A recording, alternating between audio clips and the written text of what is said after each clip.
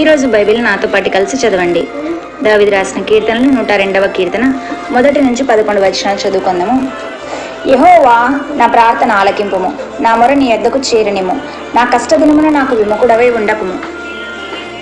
నాకు చెవియకుము, నేను మొరలేడు నాడు త్వరపడి నాకు ఉత్తరమేమో. పొగ ఎగిరిపోవునట్లుగా నా దినములు తరగిపోవచ్చున్నవి. పొయ్యిలోనిది కాలిపోయినట్లు నా ఎముకలు కాలిపోయి ఉన్నవి. ఎండ దెబ్బకు వాడిన గడ్డి వలె నా హృదయం వాడిపోయి ఉన్నది. భోజనం చేయుటకే నేను మరచిపోవచ్చున్నాను.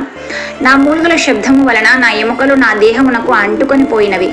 నేను అడవిలోని గూడబాతును పోలి ఉన్నాను. పాడైన స్థలములలోని పైడి కంటెవలేనున్నాను. రాత్రి మెలకువగా నుండి ఇంటి మీద ఒంటిగానున్న పిచ్చుకవలేనున్నాను. దినమెల్లా నా శత్రువులు నన్ను నిందించుచున్నారు. నా మీద వెర్రికోపము గలవారు నా పేరు శపింతురు.